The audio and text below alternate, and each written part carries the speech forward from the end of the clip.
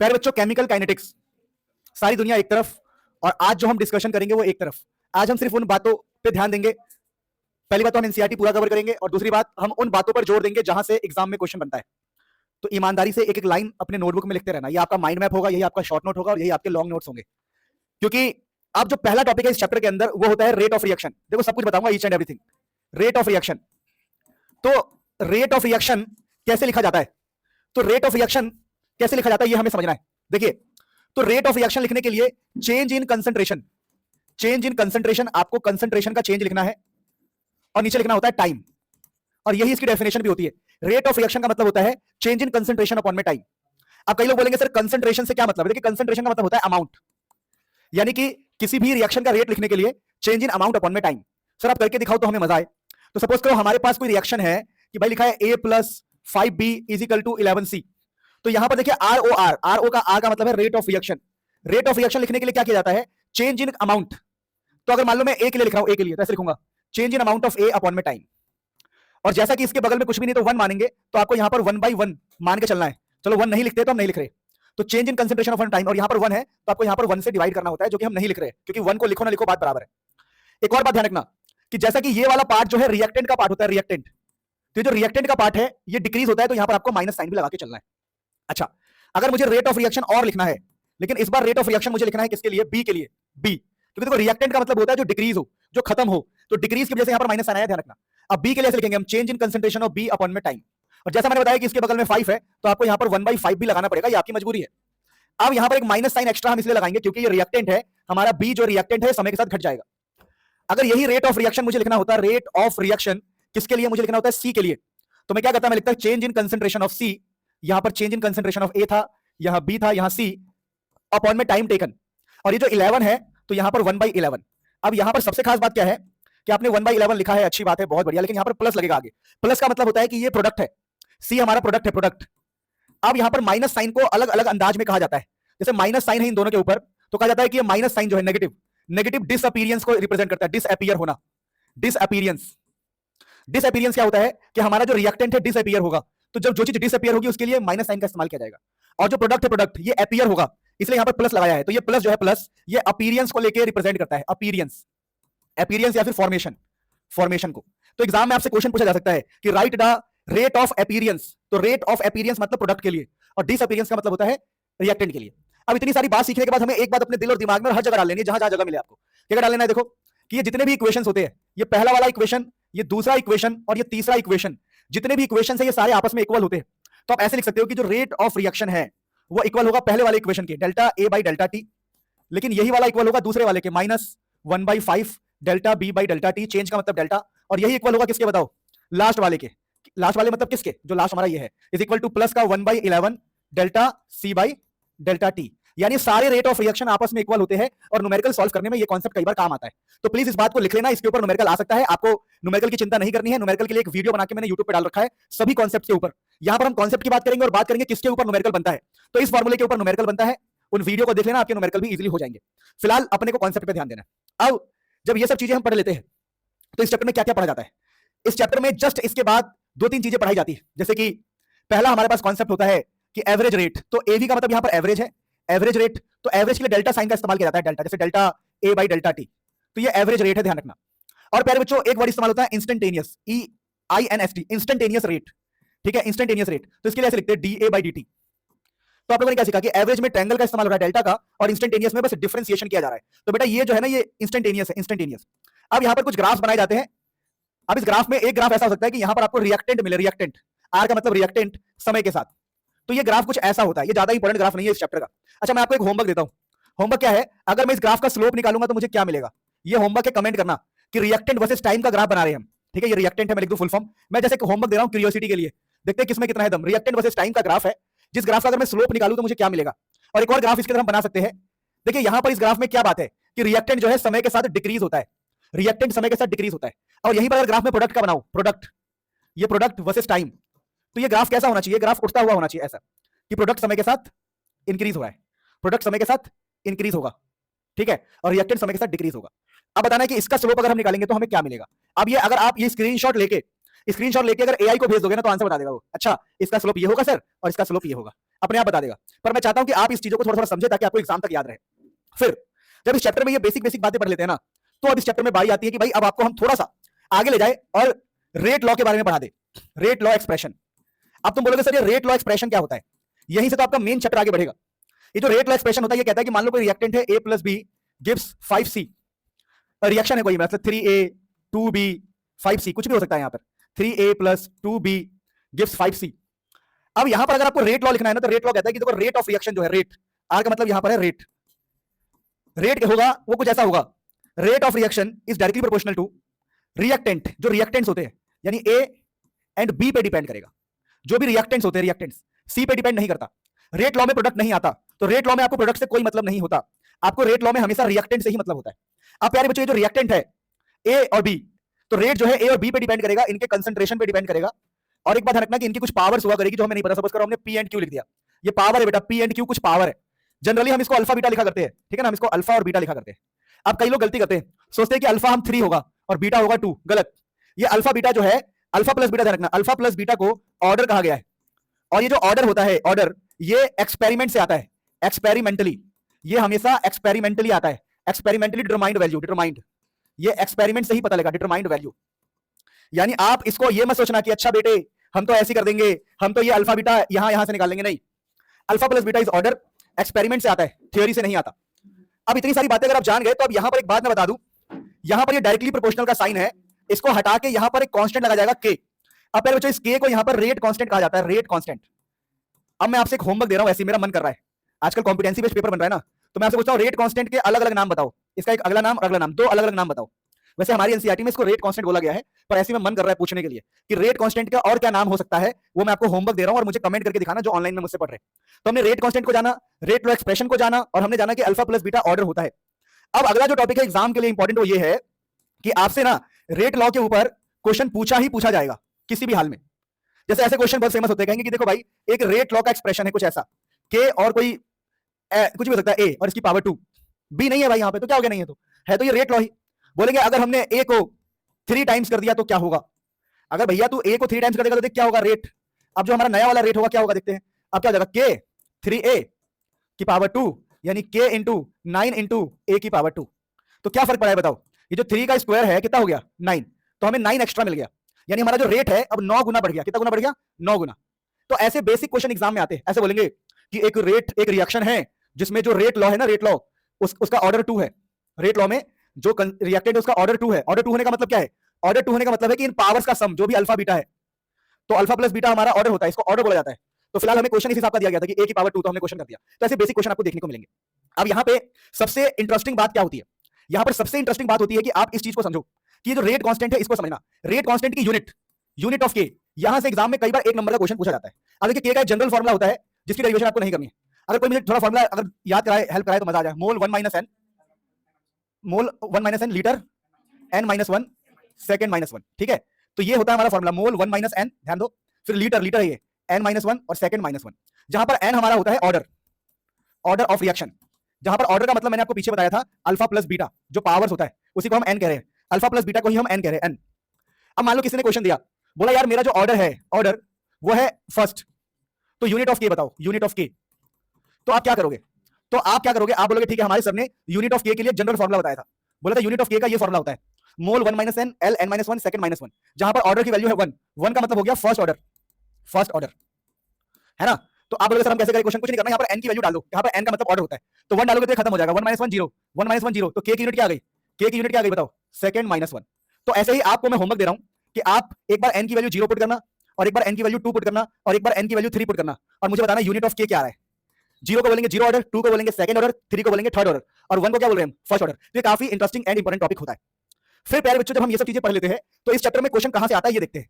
अब इस क्वेश्चन में जो अगला जो टॉपिक है जहां से क्वेश्चन आता है वो आता है कि जीरो ऑर्डर, ठीक है, जीरो ऑर्डर, ठीक है, फर्स्ट ऑर्डर। देखो हम मॉलिक्युलरिटी और ये सब चीजें बाद में पढ़ते हैं, ठीक है, हमेशा मॉलिक्युलरिटी, सिंगल स्टेप, कॉम्प्लेक्स स्टेप, और भी जो भी चीजें होती है, factor affecting rate of reaction बाद में पढ़ते हैं। तो फिलहाल मैं अपने हिसाब से पढ़ा रहा हूं। तो अभी हम लोग पढ़ रहे हैं जीरो ऑर्डर, फर्स्ट ऑर्डर। अब इन दोनों के ऊपर भर भर के क्वेश्चन आता है। देखो केमिस्ट्री में डेरिवेशन फेरिवेशन नहीं पूछी जाती, ठीक है, कभी भी। तो आप पहली कुछ बातें सीख लो। एक सिंबल होता है ए नॉट, ए नॉट का मतलब होता है बिल्कुल इनिशियल अमाउंट, इनिशियल अमाउंट को हम ए नॉट बोलते हैं, ए नॉट। और एक वर्ड होता है ए के नीचे टी, छोटा सा टी, इसका मतलब होता है बचा हुआ, इसका मतलब होता है बचा हुआ, है ना, किसी भी टाइम पर हमारे हाथ में बचा कितना है। एग्जांपल दे रहा हूं, जैसे मैंने कहा कि मेरे पास सेब है, ए नॉट है 4 किलो सेब, 4 किलो एप्पल, और मैं 10 दिन बाद घर में आया, तो 10 दिन बाद मुझे पता लगा कि भाई मेरा 1 किलो ही बचा है, तो 80 होगा 1 किलो, कि 10 दिन बाद 1 किलो बचा है। तो ए नॉट का मतलब इनिशियल और 80 का मतलब हाथ में बचा कितना है। तो यहां पर अगर इन बातों को आप समझ गए तो जीरो ऑर्डर के रिलेशन याद रखना है कि जो 80 होता है, 80 मतलब हाथ में कितना बचा, वो होगा ए नॉट, ठीक है सुन लो, माइनस के टी प्लस ए नॉट। अब ये इक्वेशन को हल्के में मत लेना, ठीक है, इस इक्वेशन से ग्राफ बनता है। अब इस इक्वेशन से ग्राफ कैसा बनता है ये देखो, इस इक्वेशन से ग्राफ कुछ इस हिसाब का बनेगा कि इस ग्राफ में 80 यहां पर रहता है आपका टी यहां पे रहता है, और ये ग्राफ ऐसे गिरता हुआ आपको दिखाई देगा। अब इस ग्राफ में इस पॉइंट का क्या मतलब होता है, देखिए इस पॉइंट का मतलब होता है ए नॉट, ग्राफ में इस पॉइंट का मतलब ए नॉट होता है। और प्यारे बच्चों इस ग्राफ में हम स्लोप निकालेंगे, स्लोप, ये स्लोप यानी एंगल, इसका स्लोप जो है वो माइनस के बराबर होता है। यानी हम लोगों ने क्या सीखा, हम लोगों ने ये सीखा कि भैया बड़ा सिंपल है इक्वेशन और ग्राफ, जहां के का मतलब है रेट कांस्टेंट, टी का मतलब है टाइम। अब यहां पर जीरो ऑर्डर में एक और चीज है जो बड़ी खास है, एक टॉपिक का नाम होता है हाफ लाइफ, है ना, हाफ लाइफ। अभी सर ये हाफ लाइफ क्या है, देखिए हाफ लाइफ का मतलब होता है कि हमारा 50% खत्म हो गया, यानी कि अगर हमारे हाथ में 4 किलो सेब था तो 4 किलो सेब का 2 किलो ही बचा है, यानी रिएक्शन आधा हो चुका है, तो उसको हम हाफ लाइफ कहते हैं। अब हाफ लाइफ में टाइम का फॉर्मुला होता है टी हाफ, इसको टी 1/2 कहते हैं। ये आपका पता कितना होता है, ए नॉट इनिशियल अपॉन में 2 के। तो यहां से आपको अगर इसका हम ग्राफ बनाएंगे तो इसका ग्राफ क्या आएगा प्यारे बच्चों, कि जो टाइम हाफ है और ए नॉट, इनमें रिलेशन कैसा है, डायरेक्टली रिलेशन, कि टाइम हाफ और ए नॉट मतलब इनिशियल, दोनों में एक डायरेक्ट रिलेशन है। ये ग्राफ आजकल बड़े ट्रेंडिंग में है। तो ये हमने जीरो ऑर्डर के बारे में हर एक चीज समझ लिया डिटेल में कि सर इक्वेशन क्या होती है, सर इसका हाफ लाइफ क्या होता है, ईच एंड एवरीथिंग। अब प्यारे बच्चों अब हम फर्स्ट ऑर्डर समझेंगे। फर्स्ट ऑर्डर इंपॉर्टेंट है और 90% क्वेश्चन यहीं से आएगा, फर्स्ट ऑर्डर से ही 90% क्वेश्चन आपको दिखाई देंगे। तो फर्स्ट ऑर्डर में हम क्या कर सकते हैं, ध्यान दो, फर्स्ट ऑर्डर में हम दिमाग लगा सकते हैं। क्या दिमाग लगा सकते हैं कि फर्स्ट ऑर्डर में पहली इक्वेशन याद कर लो जो बहुत काम की है। पहली इक्वेशन जो सबसे ज्यादा काम की, पता है क्या, देखो जैसे आप लोगों ने पीछे क्या पढ़ा था, अगर मैं पीछे आपको थोड़ा याद दिलाऊं, पीछे आप लोगों ने ऐसा पढ़ा था 80 माइनस के टी प्लस ए नॉट। तो इसमें कुछ नहीं करना है, सेम लिख दो यहां पर 80 थोड़ी सी जगह, माइनस के टी थोड़ी सी जगह, ए नॉट, सेम इक्वेशन को गैप दे देके 80 माइनस के टी ए नॉट। अब जगह देने के बाद ना एल एन लगा दो, एल एन, और यहां भी एल एन, दोनों जगह पर एल एन लगा दोगे तो ये बन जाएगा फर्स्ट ऑर्डर का इक्वेशन। अब इस इक्वेशन की सबसे खास बात क्या है कि इसका ग्राफ बड़ा आसान है। अगर आप इसको एल एन 80 बोलते हो, इसको आप टी बोलते हो, और आपने ग्राफ को ऐसे बनाया है, तो इस ग्राफ में ये वाला कहलाएगा एल एन ए नॉट, और इसमें अभी भी ये जो स्लोप है, ये स्लोप इसका माइनस के बराबर ही रहता है। तो ग्राफ बनाना बड़ा आसान है। अगर आपको जीरो ऑर्डर याद है तो आप फर्स्ट ऑर्डर के भी ग्राफ बना सकते हो एंड ग्राफिकल क्वेश्चन को इजीली अटेम्प्ट कर सकते हो।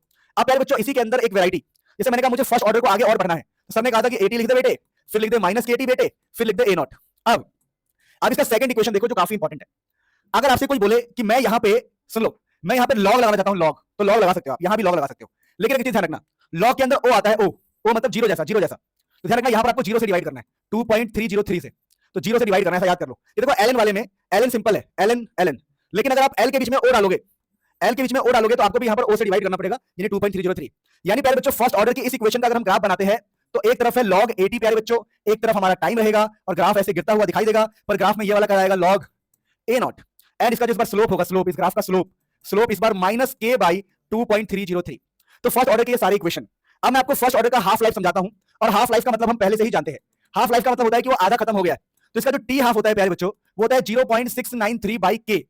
और मैं आपको दिल से बताऊं जितना हम पढ़ रहे हैं ना उतना ही हमें पढ़ना होता है, ये सब हमारे सिलेबस में, कुछ भी एक्स्ट्रा नहीं है, कुछ भी कम नहीं है। अब देखिए यहां पर अगर हम ग्राफ बनाते हैं तो ये ग्राफ ऐसा आता है कि जो आपका टी हाफ और इनिशियल कंसंट्रेशन में कोई रिलेशन नहीं है, यहां पर ए नॉट है ही नहीं।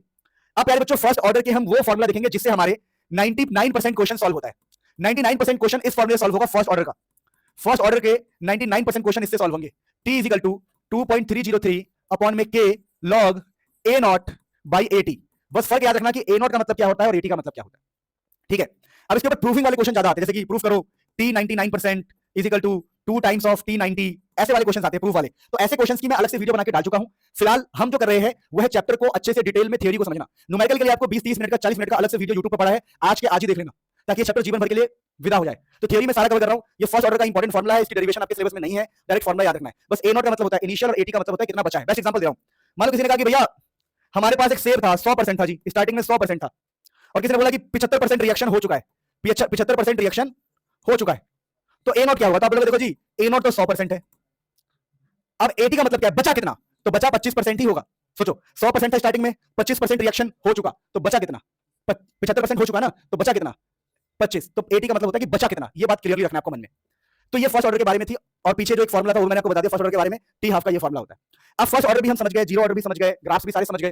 तो प्यारे बच्चों अगला जो टॉपिक होता है इसके अंदर छोटे छोटे टॉपिक से पढ़ लेते हैं कि एक होता है ऑर्डर और एक होता है मॉलिक्यूलरिटी। इसके बीच में डिफरेंस कई बार आता है और एग्जाम में क्वेश्चन भी आ सकता है।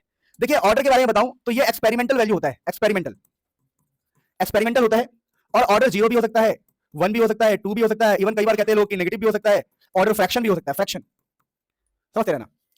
तो 2 पॉइंट्स मैंने आपको बताए हैं ऑर्डर के बारे में, ठीक है। और ऑर्डर अप्लाइज, ये ऑर्डर है, ऑर्डर जो है हर प्रकार के रिएक्शन में लग जाता है। Order is applicable, order is applicable, यानी ऑर्डर जो है वो एप्लीकेबल होता है हर प्रकार के रिएक्शन में, applicable in complex and simple reaction. Simple reaction, ये कॉम्प्लेक्स में भी और सिंपल में भी ऑर्डर आप लगा सकते हो। लेकिन प्यारे बच्चों, ये जो मॉलिक्युलरिटी होता है ना, मॉलिक्युलरिटी थ्योरेटिकल वैल्यू है, ये थियरी से निकाला है, थ्योरेटिकल, ये थ्योरेटिकल वैल्यू होता है। तो सर मॉलिक्युलरिटी होता क्या, ये तो बता दो पहले। देखो सपोज करो, यहीं पर मैं आपको सारी चीजें समझाता हूं, वैसे तो ये काम नहीं कर रहा है पर मैं थोड़ा समझाता हूं, आगे देखो।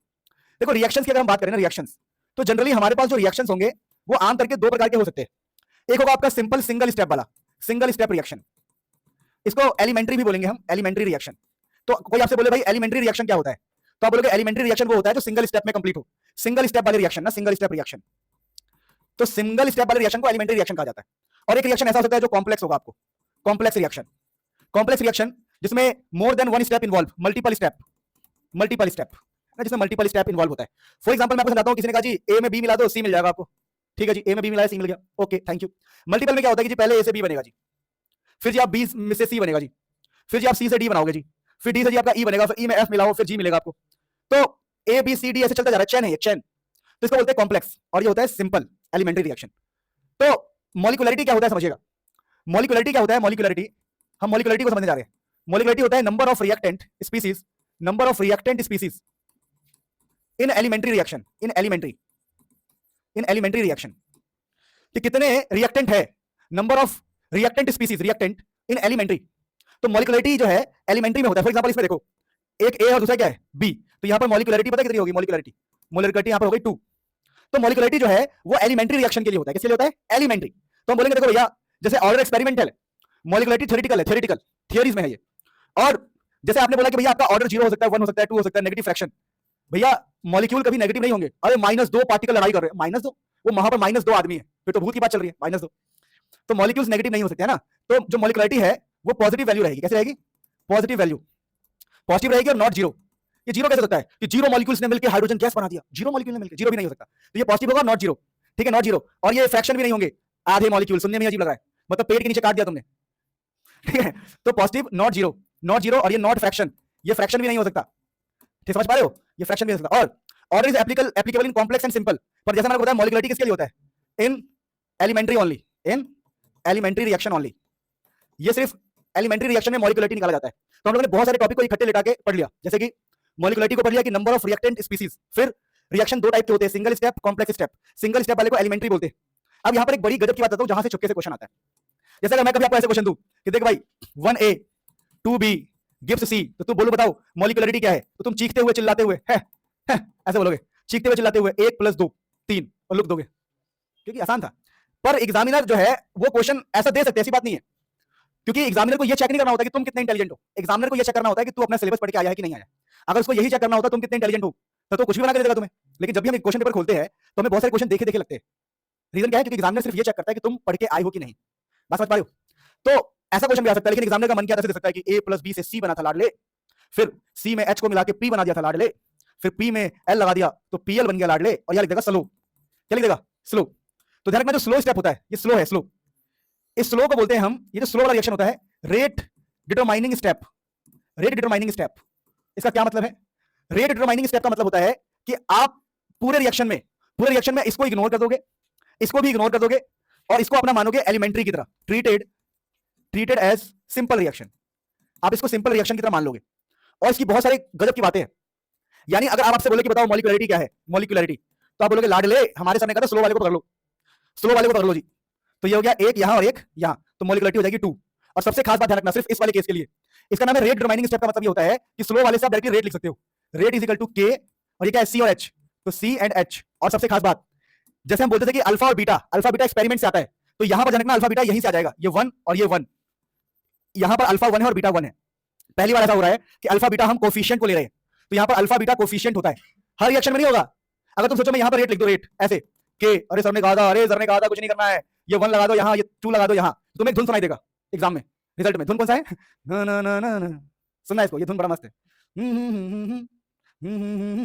ये धुन सुनाई देगा। किसी को समझ में नहीं आया, अच्छी बात है, तुम शरीफ हो। भगवान तुम्हें मुझसे दूर रखे, बिगड़ जाओगे तुम। देखो ये 1 2 गलत है भैया, ये 1 और 2 गलत है यहाँ पे, क्योंकि यहाँ पर आना चाहिए अल्फा और बीटा, जो कि एक्सपेरिमेंट से आता है। सुनो, अल्फा और बीटा आना चाहिए। तो सर आपने यहाँ पर 1 और 1 क्यों लिख दिया? क्योंकि स्लो है। स्लो वाले को बोलते हैं रेट डिटरमाइनिंग स्टेप, मतलब जब भी कहीं स्लो लिखा हो ना तो आपको अल्फा बीटा एक्सपेरिमेंट करके निकालने की जरूरत नहीं है, आप यहीं से अल्फा बीटा निकाल सकते हो, लेकिन हर जगह मत निकालना। तो ये सारी चीजें हमने पढ़ी जो इंपॉर्टेंट था, आप नोट कीजिए, फिर आगे बढ़ते हैं। सो मैं ये सब चीजें चलो रिकॉर्ड नहीं करता हूँ, क्योंकि मेरे को ऐसा लगता है क्या नहीं बोलता नहीं मैं तो रिकॉर्डिंग मैंने काट दिया ना, रिकॉर्डिंग उसमें पॉज करने का ऑप्शन होता है, ऐसे जैसे खड़े खड़े मैंने पॉज कर दिया। ऑनलाइन ऑनलाइन वाले कह रहे अरे लैग हो रहा है ठीक है सर पोज दे रहे, सर पोज दे रहे। चलो मजाक करो, एक्चुअली बहुत सारी बातें हम ऑनलाइन में नहीं डाल पाते हैं क्योंकि कंट्रोवर्सी हो सकता है ना। चलो छोड़ो, आजकल तो दिखावा ही चलता है, लोग क्या करते हैं कंबल ले लेंगे, गरीब के पास जाके लो तो मोड़ लो, ठीक है अच्छी बात है, ये भी अच्छी बात है, लेकिन हेल्प तो हो रही है, उसके व्यूज वाले आ रहे हैं पर हेल्प हो रही है, आई अग्री। देखो मैं आपको एक सिंपल चीज, मेरा ऐसा मानना है, अगर कोई व्यक्ति गरीब है अपनी वजह से गरीब है, कोई अमीर है अपनी वजह से अमीर है, टफ होना क्या है? गरीब की अमीर, अमीर होना टफ है, अमीर रहना टफ है। सही बोल रहा हूं आपको। जैसे मान लो हर यूट्यूबर को ये चिंता है कि अगर वो वीडियो डालना बंद कर दे 10 दिन के लिए उसका चैनल डेड हो जाएगा, तो वो कहीं भी जा रहा है अपने लैपटॉप में एडिटिंग कर रहा है, राफ्टिंग चल रही है, एडिटिंग चल रही है, शादी है, स्वागत है, तुम लोगों ने देखा नहीं वो भाई साहब उनका देखा आपने? वो कह रहा है मैं एडिटिंग कर लूं पहले, अरे सूख जाएगा फिर चलो तो यही है भाई। देखो बीइंग इस पोजीशन पे बने रहना बहुत कठिन होता है, तो अमीर आदमी अपनी इज्जत के लिए कि मैं डिग्रेड ना हो जाऊं खूब मेहनत करता रहता है, गरीब को क्या है हाँ? मैं तो जेन्युइनली बोल रहा हूँ चलो हम इसको हंसी मजाक में ले गए, बट आप इसको कहीं फील करना कि कहीं फील मत करना, अभी एग्जाम है तुम्हारे, अभी फील मत करो, अभी टाइम है, 1 2 महीने बाद फील कर लेना। चलो अरे यार क्या तुम लोगों ने मेरे 2 4 मिनट खराब कर दिए गाइस प्लीज, एक्चुअली चलो हटाओ यार, अब नहीं मैं रुक ही नहीं रहा। चलो अब लास्ट टॉपिक इसके अंदर होता है factor affecting ROR, rate of reaction. तो रेट ऑफ रिएक्शन और फैक्टर मतलब ऐसी कौन सी बातें हैं जिससे रेट ऑफ रिएक्शन में बदलाव ला सकते हैं? Factor affecting rate of reaction कि रिएक्शन को बढ़ा सकते हैं घटा सकते हैं। तो देखिए पहला होता है कंसंट्रेशन, कंसंट्रेशन जो कि हम पढ़ चुके हैं, जो हमने पढ़ा है कि rate is directly proportional to concentration की पावर कुछ अल्फा या बीटा जो भी हो। अगर आप कंसंट्रेशन को बढ़ाते हैं तो आपका रेट ऑफ रिएक्शन बढ़ जाता है। इसके ऊपर हमने क्वेश्चन भी किया था, 9 टाइम्स हो गया था, 9 टाइम्स, जब हमने ए को बढ़ाया था तो ऐसी चीजें। अब कंसंट्रेशन के अलावा दूसरा क्या हो सकता है? दूसरा होता है जो सबसे मेन है, कैटलिस्ट हो गया आपका। कैटलिस्ट से क्या होता है प्यारे बच्चों? कैटलिस्ट ना रेट ऑफ रिएक्शन को बढ़ा देता है। कैटलिस्ट क्या करता है? प्रोवाइड्स अल्टरनेटिंग पाथ, एक अलग रास्ता बना देता है, एक अलग रास्ता बना देता है ना। Provides alternating path of lower activation energy. अब ये क्या होता है बताऊंगा। देखो एक्टिवेशन एनर्जी इसका मतलब क्या, देखिए किसी भी रिएक्शन को स्टार्ट होने के लिए, देखिए मैं आपको बेस्ट एग्जांपल देता हूं। मान लो एक रिएक्शन है, यहां पर रिएक्टेंट है, रिएक्टेंट, तो जो रिएक्टेंट है पहले ना कुछ एनर्जी लेता है, उसके बाद ये बनेगा प्रोडक्ट, ठीक है? मतलब समझो पहले रिएक्टेंट जो है, रिएक्टेंट उठेगा और एक्टिवेट होगा, यहां पर जाके वो एक्टिवेट होता है, और एक्टिवेट होने के बाद ये बनता है प्रोडक्ट। यहां पर प्रोडक्ट यानी यहां पर रिएक्टेंट है और यहां पर प्रोडक्ट, और इस तरफ एनर्जी है हमारा, एनर्जी, ये एनर्जी का एक्सिस है और ये है प्रोग्रेस। चलो यार मैं ग्राफ ठीक से बता देता हूं, कंजूसी करके हो रहा हूं, मुझे ये भी समझ नहीं आ रहा। सुनो एक्चुअली ग्राफ कुछ ऐसा है, समझना ध्यान से, कि इस तरफ रिएक्शन का प्रोग्रेस लेंगे हम, प्रोग्रेस, हमारा रिएक्शन प्रोग्रेस कर रहा है, रिएक्शन आगे बढ़ रहा है, इस तरफ हम एनर्जी का ग्राफ लेंगे। और ध्यान रखना एक छोटी सी बात, कि जो भी रिएक्टेंट है ना, वो रिएक्टेंट जो है पहले एक्टिवेट होता है यहां पे आके, तो ये जो गैप है इसी को बोलते हैं हम एक्टिवेशन एनर्जी।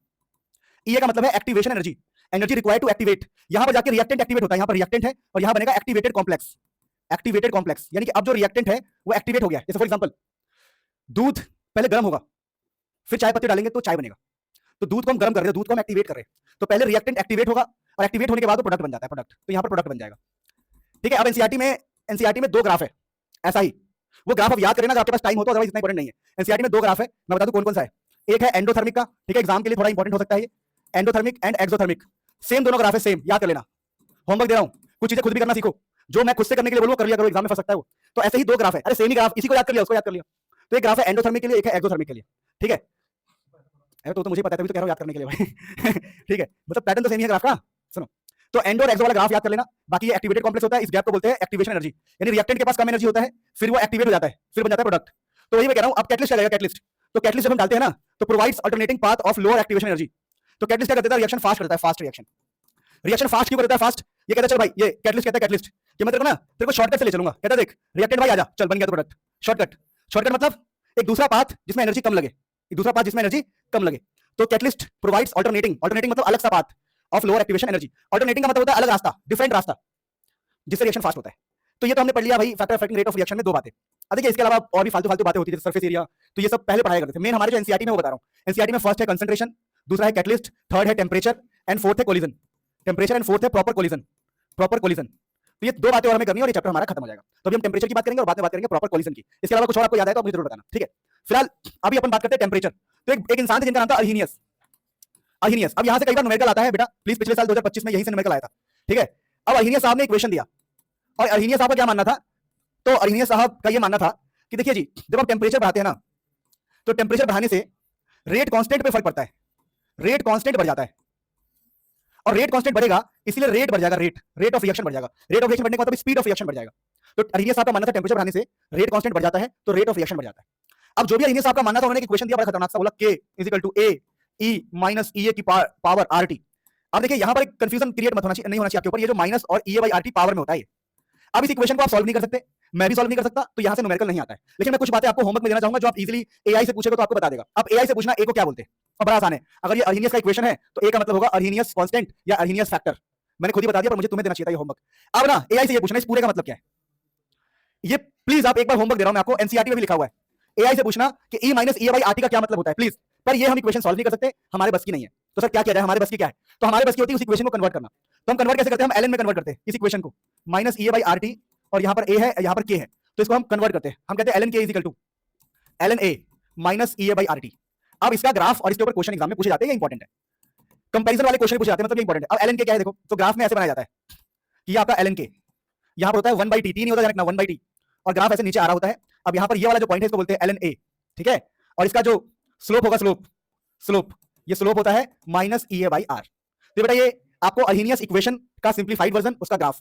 अब अर्हीनियस इक्वेशन का एक और सिंपलीफाइड वर्जन होता है लॉग वाला, तो ये कहलाता है log a - EA/2.303 RT। t को हम ऐसे लिखते हैं जानबूझ के, चलो 1/t लिखते हैं जानबूझ के, पर आपकी मर्जी है ना लिखो तब भी चल जाएगा। अब इसका ग्राफ कैसा बनेगा ये देखो, इसका ग्राफ ऐसा बनता है, बहुत इंपॉर्टेंट है, बता रहा हूं मैं, कंपैरिजन वाले क्वेश्चन आते हैं, ग्राफिकल क्वेश्चन भी आते हैं। लॉग के वैसे मैंने वीडियो बना रखी है, टेंशन मत लो। 1/t ये यहां जाएगा, ये कहलाएगा log a, ठीक है, log a यहां होता है, और इसका जो स्लोप होगा, इसका स्लोप होगा -EA/2.303 R। अब देखिए, अब टेम्परेचर को लेके कुछ, मतलब एक बार देख लो आप सारी चीजों को। अब टेम्परेचर को लेके कुछ 2-3 पॉइंट्स आपको याद रखना है। क्या रखना है, देखिए जब हम टेम्परेचर बढ़ाते हैं ना, temperature increase by 10 degree Celsius. अगर टेम्परेचर आप 10 डिग्री से बढ़ाओगे तो rate becomes twice, rate of reaction दुगना हो जाता है। सोचो अगर सिर्फ हम 10 डिग्री से टेम्परेचर बढ़ा दे तो स्पीड ऑफ रिएक्शन दुगना हो जाता है, कितनी गजब की बात है। तो ये बड़ी गजब की बात है, टेम्परेचर इंक्रीजेस बाय 10 डिग्री तो रेट रिएक्शन बिकम्स ट्वाइस। अब प्यारे बच्चों, एक्चुअली में कि अगर हम टेम्परेचर बढ़ाते हैं तो एक्चुअली में होता क्या है, तो टेम्परेचर बढ़ाने से होता क्या है इस बात को समझिएगा। देखिए तो मैक्सवेल और बोल्ट्जमैन साहब ने ग्राफ दिया था हमें, मैक्सवेल और बोल्ट्जमैन डिस्ट्रीब्यूशन कर्व। अब ये एनसीईआरटी में ग्राफ है मैक्सवेल साहब और बोल्ट्जमैन साहब का, उन्हीं के नाम पे उन्होंने क्या दिया, इधर रखा था फ्रैक्शन ऑफ मॉलिक्यूल, तो उसको मैं एन बोल रहा हूं, फ्रैक्शन ऑफ मॉलिक्यूल रखा था, उसको मतलब ऐसा मान लो नंबर ऑफ मॉलिक्यूल। अगर ज्यादा ग्राफ को सही देखना है तो आप एक बार एनसीईआरटी देख लेना, पर ये सब एग्जाम में नहीं आता है, पर फिर भी मैं रफली आपको बता रहा हूं। फ्रैक्शन ऑफ मॉलिक्यूल, ठीक है, यहां पे रखा था, और रखा था काइनेटिक एनर्जी, क्या रखा था इस तरफ, काइनेटिक एनर्जी। तो मान लो ऐसा ग्राफ आ रहा है, यह ग्राफ कब, जब टेम्परेचर T है, टेम्परेचर T, जब हमने टेम्परेचर T+10 किया तो हमारा ग्राफ ऐसा हो गया था, देखो ऐसा ग्राफ ऐसा हो गया था। ये टेम्परेचर T+10 है, 10 डिग्री से हमने टेम्परेचर बढ़ाया, तो इससे हमें क्या पता लगा कि जब टेम्परेचर 10 डिग्री से बढ़ता है तो fraction of molecule with kinetic energy, तो मॉलिक्यूल्स की संख्या बढ़ जाती है। यानी कुल मिलाकर यहां पर पता क्या हुआ, यहां पर ये हुआ है। इस ग्राफ को एक बार प्लीज एनसीईआरटी में देखना एक बार, ठीक है, क्योंकि हाथ से इतना अच्छा नहीं बनाया पर ऐसा ही बनता है ग्राफ। मैं क्या समझा रहा हूं, देखो जब टेम्परेचर आपका T है तो आपके पास कम पार्टिकल्स है एनर्जीज के साथ, लेकिन जब टेम्परेचर T+10 हो गया तो नंबर ऑफ पार्टिकल्स बढ़ गए। यानी कि जब हम टेम्परेचर बढ़ाते हैं ना तो हमारे पास number of particles with energy greater than activation energy increases, sir इसका मतलब नहीं समझ में आएगा भी नहीं, लिखा क्या है देखो, number of particles with energy greater than activation energy increases, यानी ज्यादा पार्टिकल्स आ जाते हैं, नंबर ऑफ पार्टिकल्स इंक्रीज हो जाते हैं जिनकी एनर्जी क्या है, ज्यादा है। Number of particles with energy greater, ऐसे पढ़ो, number of particle with greater energy, हमारे पास ज्यादा नंबर ऑफ पार्टिकल्स है जिनकी एनर्जी क्या है, ग्रेटर देन एक्टिवेशन एनर्जी, वो एक्टिवेशन को भी पार कर चुके, एक्टिवेशन से ज्यादा एनर्जी उनके पास है। तो ये ग्राफ था जो मैंने आपको बेसिक आइडिया दिया है, एक बार प्लीज आप ग्राफ देख लेना एनसीईआरटी से, क्योंकि एनसीईआरटी से ही देख लेना बस। तो ये मैक्सवेल बोल्ट्जमैन डिस्ट्रीब्यूशन कर्व भी हो गया, टेम्परेचर डिपेंडेंस भी हो गया। अब हम पढ़ रहे हैं लास्ट टॉपिक है इस चैप्टर का, और उससे पहले मैं आपको बता दूं, हम लोगों ने क्या पढ़ा कि टेम्परेचर बढ़ाने से रेट कांस्टेंट बढ़ जाता है, रेट ऑफ रिएक्शन या रेट कांस्टेंट बढ़ जाता है, के की वैल्यू बढ़ जाती है। इसका मतलब क्या है, अगर टेम्परेचर T1 है तो रेट कांस्टेंट K1, अगर टेम्परेचर T2 कर दिया तो रेट कांस्टेंट K2 हो जाएगा। तो इससे एक फॉर्मुला बना दिया गया क्वेश्चन सॉल्व करने के लिए, फॉर्मुला क्या है, log K2/K1 = EA/2.303 R। यहां से क्वेश्चन आता है एग्जाम में, ध्यान रखना, 1/T1 - 1/T2, जहां EA का मतलब है एक्टिवेशन एनर्जी एक्टिवेशन एनर्जी का मतलब होता है कितना एनर्जी चाहिए कि रिएक्शन क्या हो जाए, एक्टिवेट, रिएक्शन एक्टिवेट करने वाली एनर्जी। अब इस फॉर्मूले में क्या है, K2 K1 का रिलेशन है, T1 T2 का रिलेशन है। एग्जाम में कुछ भी पूछा जा सकता है, ये इंपॉर्टेंट फॉर्मूला होता है। अब यहां पर अहिन्य साहब का खेल खत्म हो गया। अब हम पढ़ेंगे last collision theory. Collision theory, अब कोलिजन थ्योरी में आप ध्यान रखना कि प्रोडक्ट फॉर्मेशन के लिए, for product formation, product formation मतलब रिएक्शन के लिए, प्रोडक्ट फॉर्मेशन के लिए एक बहुत ही इंपॉर्टेंट कंडीशन होती है फॉर प्रोडक्ट फॉर्मेशन। ठीक है, पहला पॉइंट ध्यान रखना है आपको, तो पहला पॉइंट का इसमें इंपॉर्टेंट पॉइंट यही है, प्रोडक्ट फॉर्मेशन के लिए पॉइंट क्या ध्यान रखना, proper orientation, orientation of molecules, proper orientation of molecules required, ये चाहिए होता है, proper orientation of molecules required. ठीक है, प्रोडक्ट फॉर्मेशन के लिए। सर प्रॉपर ओरिएंटेशन का मतलब क्या, डायरेक्शन, डायरेक्शन। इसका बेस्ट एग्जांपल आप बायोलॉजी वाले बच्चों, आपको पता होगा प्रॉपर ओरिएंटेशन का मतलब क्या होता है। जैसे मैंने कहा, देखो जैसे मैंने कहा कि कार्बन का पॉजिटिव है और यहां पर कार्बन का पॉजिटिव है। ठीक है, मान लो मैं एक बेस्ट एग्जांपल देता हूं, सपोज करो कि हमारा जो SN, आपको याद होगा एक SN2 रिएक्शन होता है। मान लो मैं SN2 रिएक्शन करवा रहा हूं, आपने पढ़ा होगा तो पता नहीं मुझे, वैसे तो यहां क्लोरीन लगा है और मैं SN2 में OH माइनस को आगे से अटैक करवा रहा हूं, तो ये रिएक्शन नहीं होगा। OH माइनस, देखो यहां पर क्लोरीन माइनस है, समझना, ये क्लोरीन ना माइनस नेचर का होता है, क्लोरीन माइनस और OH माइनस, एक माइनस के पास नहीं जा सकता, यहां पर रिपल्शन होगा, रिपल्शन। तो ये सही तरीका नहीं है, ये प्रॉपर ओरिएंटेशन नहीं है, डायरेक्शन नहीं है। इसको क्या करना चाहिए, OH को क्या करना चाहिए, देखो ये जो OH है, OH इसको पीछे से जाके अटैक करना चाहिए, तो ये कहलाएगा प्रॉपर ओरिएंटेशन। तो वही मैं कह रहा हूं, कोलिजन थ्योरी कहता है for product formation proper orientation या proper direction of molecules require. और दूसरा पॉइंट ध्यान रखना, दूसरा पॉइंट क्या है, मॉलिक्यूलरिटी, मॉलिक्यूलरिटी जो है can not be greater than 3, greater than 3, molecularity 3 से ज्यादा नहीं होनी चाहिए। जैसे अगर हम सोचेंगे कि 3 मॉलिक्यूल्स को हम आपस में मिला दे, 3 मॉलिक्यूल्स को हम आपस में मिला दे, यानी 3 मॉलिक्यूल्स का आपस में रिएक्शन करवा दे, तो ये काम तो हो सकता है, मुश्किल से होगा पर हो जाएगा। लेकिन हम ये सोचे कि 4 मॉलिक्यूल है, 4 मॉलिक्यूल्स को आपस में हम रिएक्शन करवा दे, तो ये काम कठिन होता है।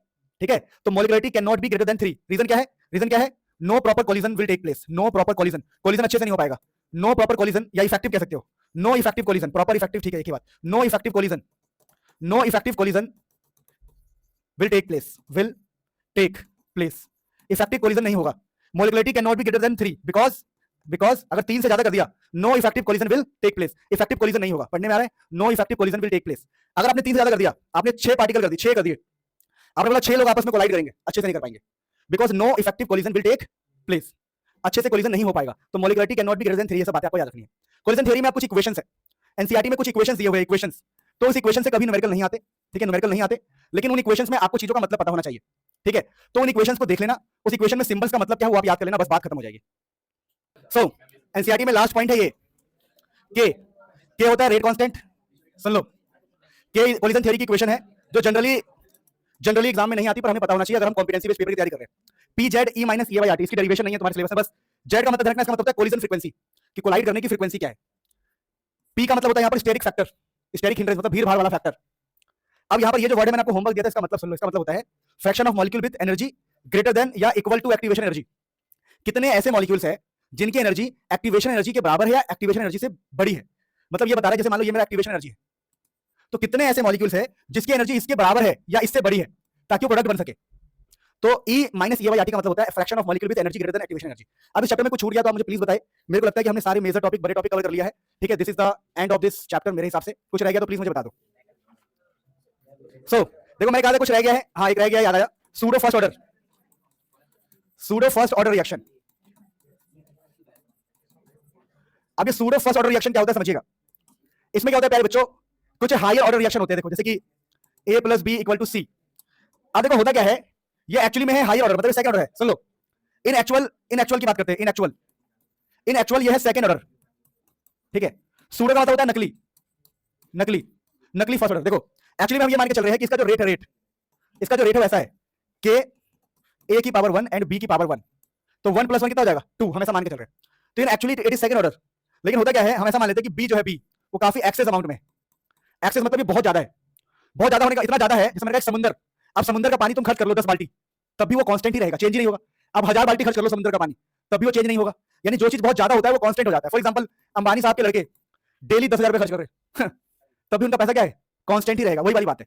तो बी ना एक्सेस अमाउंट में तो कांस्टेंट हो गया, तो हम क्या कहते हैं, हम कहते हैं देखो भैया इसमें ना आपका जो बी वाला पार्ट है वो कांस्टेंट हो गया, यानी हमारा रेट ऐसा बन जाएगा, rate is equal to K dash A की पावर 1। क्यों कि बी को हमने कांस्टेंट बना दिया, बी को हमने K में मिला दिया, इस बी को हमने K में मिला दिया, कांस्टेंट बना दिया, वो कांस्टेंट है भैया, बी बहुत ज्यादा है, कांस्टेंट है। तो हुआ क्या, रेट इज इक्वल टू के डैश ए की पावर 1। तो अब ये क्या हो गया बताओ, फर्स्ट ऑर्डर। यानी हमने क्या सीखा कि सूडो फर्स्ट ऑर्डर का मतलब होता है नकली फर्स्ट ऑर्डर। तो इसकी डेफिनेशन क्या होती है, डेफिनेशन होती है higher order reaction behaves like a first order reaction due to excess amount of reactant. ये जो रिएक्टेंट क्या है, एक्सेस अमाउंट में है। या इसकी डेफिनेशन आप कहीं से निकाल लेना, या जब मैं एडिटिंग करूंगा इस वीडियो को तो लगा दूंगा इसकी डेफिनेशन क्या है। कोई टेंशन वाली बात नहीं, this is the end of the chapter, love you all. कोई दिक्कत हो तो मुझे बताना।